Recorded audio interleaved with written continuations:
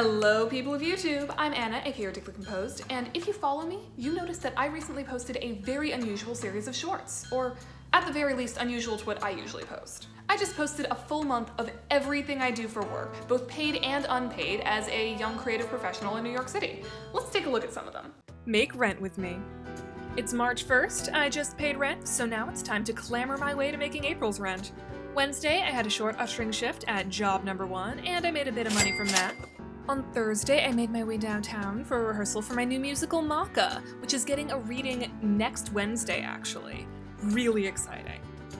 Make rent with me. It is Monday, March 6th, and I'm headed to job number 2 to work a wine tasting event. I made a good chunk of change for that, and look at this beautiful photography that I helped put up on the walls. Tuesday, it's back to job number 2, and oh my god, there is an obscene amount of Shen Yun ads in this train right now. Now, Wednesday is quite a packed and chaotic day. First, I'm going over to job number 1 for a morning show. Next, I'm going to speed immediately back to my apartment across the island for therapy before heading downtown to job number 2 for an evening show.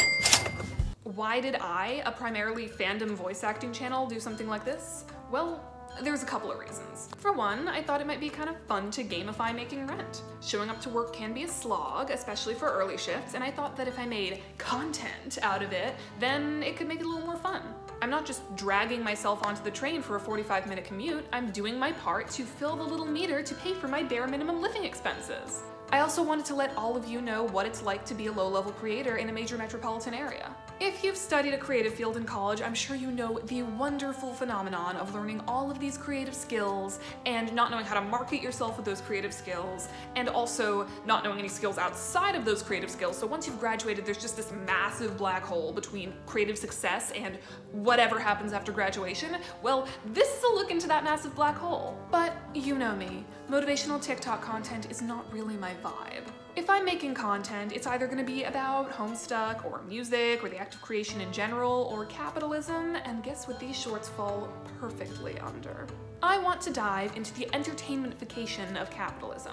Not just TikToks that focus on earning money, but also the act of turning budgeting and scheduling into content to begin with. If you're younger than 60 and anything less than a literal fucking millionaire, you know that capitalism is fucked. Grocery prices are through the roof, rent prices make no sense, student loans are a life sentence. The vast majority of hourly jobs hire people part-time so they don't have to give benefits. We are all being ground into the dirt. And this makes it really hard to do creative work. And I know what you're thinking. You know what you got into when you decided to be a musical theater writer of all things. Listen, I don't mind having music be a second job. I've done YouTube for free for years. I've produced a free musical on my channel for the past 4, coming up on 5 years. I like doing things for free. My problem isn't that I have 2 jobs plus a mostly unpaid internship on top of all my music. It's that it's so damn hard to make a living after doing all that work. And I make $18 an hour. Granted, I don't work full time, but you know who does? My collaborator on Maka. Playlist in the links below. She works 44 hours a week at a job that is just dripping with labor violations, and it's still a struggle to pay her bills every single month. There is no reason why someone working that much should ever have to struggle to pay for basics. No reason. It doesn't matter how entry-level a job is, or if it's a service job, or if the person didn't go to college. Everybody deserves to make a living wage. But Anna, you already talked about being an artist under capitalism on this channel. Why, yes I did. You can check out the link up here. But I don't want to just talk about how much capitalism sucks. That's a given.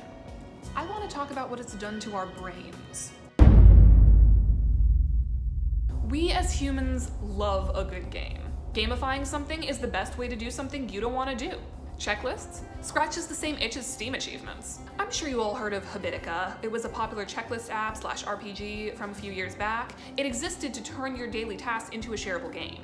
And videos like the one I posted? They're like a game show. Will she fill the little red thermometer before the month is up? It's so much fun to watch a number go up. I went into this knowing I was creating a game out of capitalism, but something occurred to me a little later. My mom found the shorts on my channel. Yes, she watches all my videos. Hi. We were talking about them for a bit, and then she said, "They're so much fun. I love survival videos." That hadn't occurred to me. The type of survival videos my mom likes to watch are like gardening, foraging, homesteading, living off the land, like homegrown hand gathered from TikTok, or this one Alaskan couple she watches. Those videos are fun because you not only get to watch number go up in that you see people fill their pantries with canned goods, but that there's this element of high stakes. Will they grow enough food to last the winter? And I suppose low-budget money gathering falls under the same category as people gathering food for winter. But if you think about it, should our brains put these in the same category? Homesteading challenges can be ended early. Unless the people in the channel are living in an absolute food desert in the middle of nowhere, they can always go to the store to supplement their garden stores. If you don't make enough money to pay rent, you can't pay rent. Granted, I do have a safety net. If I was a little short on rent one month, I wouldn't be evicted, but you guys don't know that. A lot of people in my situation don't have parents who can spare $100 if their kid's short on a bill. And I knew when I started the series that I would have enough shifts in March to hit that threshold. But the audience doesn't know that. And shouldn't it horrify us that there's a chance that I wouldn't hit the $1,500 I need to pay for rent, food, and bills? It doesn't though. Instead, it motivates us. It turns on this little bootstrappy switch in our brains. Look at her, she's scraping together her resources to reach a goal like every hard-working American should. I fully believe necessities like food and housing should be covered by the government, but I fall into this trap every time.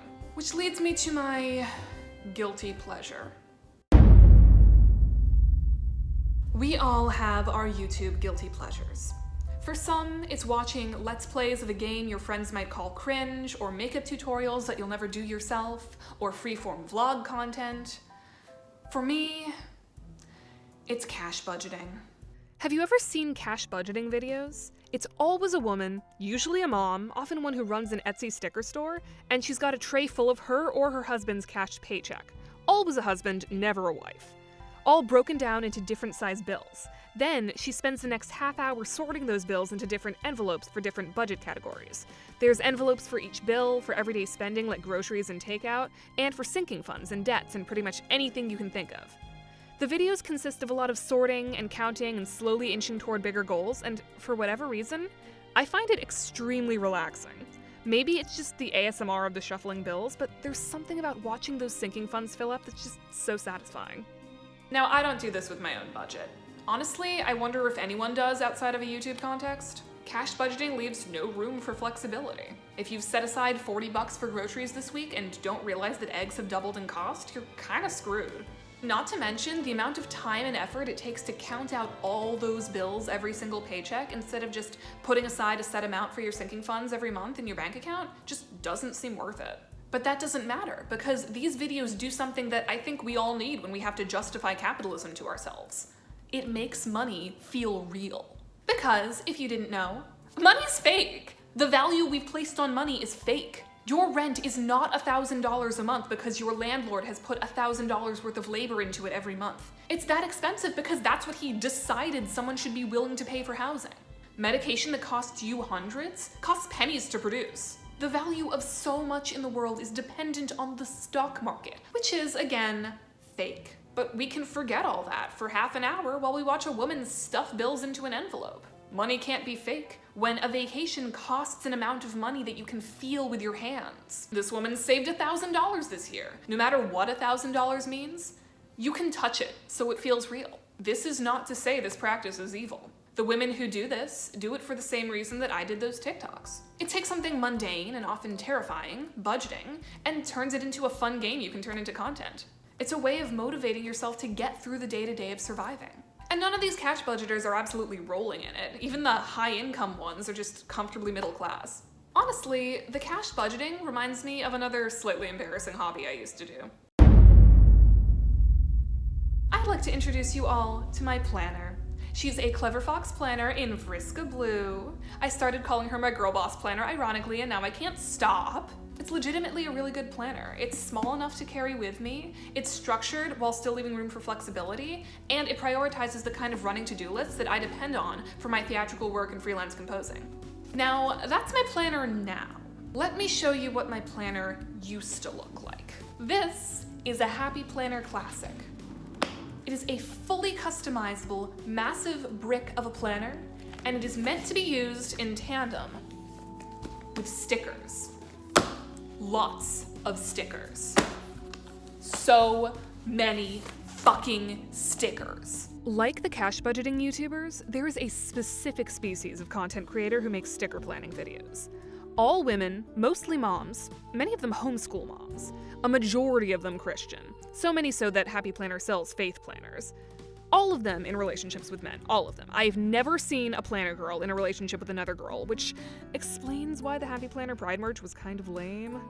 Most of them are either teachers, social media managers, or, like the budget YouTubers, own an Etsy sticker store. They meal plan and manage households and still have energy at the end of the day to create a whole plethora of planning content. I am possibly as far as you can physically get from the planner girl archetype. I am a queer atheist Jew with no kids who works in theater. I barely have executive functioning enough to cook dinner, period, let alone meal plan. Motivational quotes mean nothing to me. I'd rather stab myself in the thigh than plan a Disney vacation for 4. So why was I so drawn to this culture that I not only watched hours of planner decorating videos, but I collected over $500 worth of planner decorating supplies? Side note, I did not spend $500 on planner stickers. A few years ago, I worked at Joann Fabrics and I'd get sticker books on extreme discount. Retail is its own personal hell, but that job had a few perks. Planner decorating has a similar appeal to the other content we've been talking about today.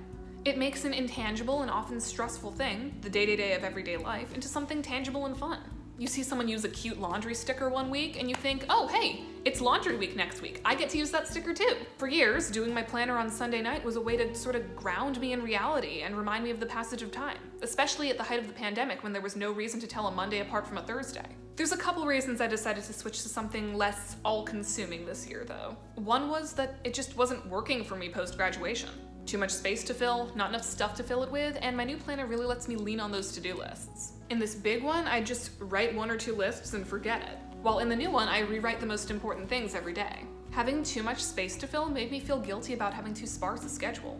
The post-grad depression that was creeping in was just being made worse by not having things to fill that schedule. No bullet points or boxes in a day meant that it was a wasted day. And because I'm a burnt-out gifted kid, I was conditioned to believe that I have no self-worth outside of my productivity. The other reason was the capitalism of it all. I could say planner decorating YouTube is just a way to make the mundane fun, but that's not really the truth. A lot of it is really manufactured. The Happy Planner does this thing called the Happy Planner Squad, where some planner YouTubers are given heaps of free merchandise in exchange for free advertising. They'll get this enormous box with tons of planner designs and extension packs and sticker packs, and they'll use that to make videos for the next several weeks. The biggest influencers in the planner community have access to every single sticker book and are expected to make new and exciting spreads every week. But if you're a normal person who doesn't post Plan With Me's and buys a new sticker book maybe twice a year as a treat, you still get sucked into this mindset of wanting to have a new and exciting spread every single week. You get bored of your sticker books before you've even made a dent in them, because you don't want your planner to look the same week to week, even though it makes more sense for a planner to have consistency. You see these beautifully photographed spreads that aren't even your aesthetic, but you want them, because look how pretty they are! Hell, there were several weeks where I made a spread, and I didn't even write in it, because I didn't want to ruin it with my ugly handwriting. By the way, this is the one I did for SockCon week last year. Every year I would do a pink, yellow, and green spread for SockCon, and no one gave a shit because no one looks at my planner other than me, and planner community people don't know what SockCon is, but I do, and I think it's the cutest spreads in my planner. A functional hobby loses its purpose if all it does is drain your money and end up not being functional anymore. I'm not the only one who believes this. YouTuber Cindy Gintert-Baldo has spoken a lot about the consumerism problem in the community. Her videos are a lot more grounded and realistic than a lot of the planner YouTubers, and she speaks a lot on toxic hustle culture as well, as she is chronically ill.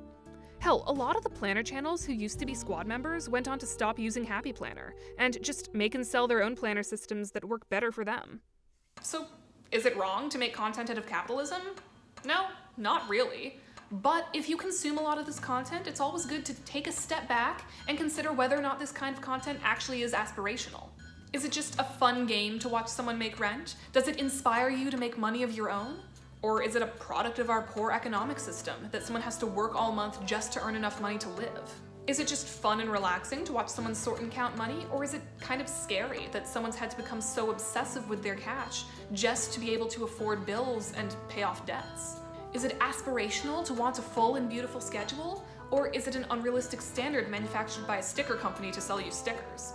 Now, you'll notice that I did this whole video on capitalizing on capitalism, and I didn't even mention the most offensive type of capitalism content, Mr. Beast. That's because there's no doubt that Mr. Beast is immoral. He's a fucking multi-millionaire, and instead of using his riches to, I don't know, feed the homeless or replace crumbling infrastructure or whatever, he uses his millions to run his sick and twisted game shows, and I've heard he does not treat his contestants very good on those. His YouTube philanthropy really does just feel like exploitation for more money and more views. Mr. Beast is bad because he does bad things. As for the rest of us, we're just trying to make the stresses of capitalism a little less mundane. Am I saying that because I made the TikTok series and I don't want to villainize myself? Sure. But I don't blame the girls in the Happy Planner squad for doing all that free advertising. They just wanted some free stuff for their hobby. I mean, these things are like 20 bucks a pop at retail price. I don't blame them or the budget YouTubers for monetizing their channels or opening Etsy stores. I monetize my channel, and we all need a little more cash. We all live under capitalism, and if uncritically showing your life under capitalism helps you survive it, then go for it. We all just have to find a way to hold on until the guillotines are brought out and old Jeff is forced to redistribute his billions of dollars. And honestly, if I want anything out of these types of videos, it's more diversity of professions. If you're into budget or planner content and you're a musician or a writer or a freelance artist of any kind, I want to see your budgets and schedules. YouTube and TikTok are inundated with content about budgets of people who have salaried jobs or consistent social media income or thriving Etsy stores. I want to see how people like me are surviving. Anyways, thank you all so much for watching. Let me know if you like this kind of content too, or if I'm just weird. A huge thanks to my patrons, Tev Linsey, Jonaya Riley, Stinky, and Rosalie Ross. If you want some more anti-capitalist content, I've got a playlist for that right here. And if you want to see some capitalist content, well, my Make Rent With Me videos are on my channel in a playlist right here. If you want to see what else I'm doing, make sure to check out my social media and my Discord server in the links below. Shameless plug, I just released a new album. It's called Gamer Girl Floodwater, and it consists of all of the game tracks I've done for Friendsim 2 and more over the years. And that is in the links below. You can get it on Bandcamp and also any streaming service you use. But yeah, thank you all so much for watching, and I will see you all next time.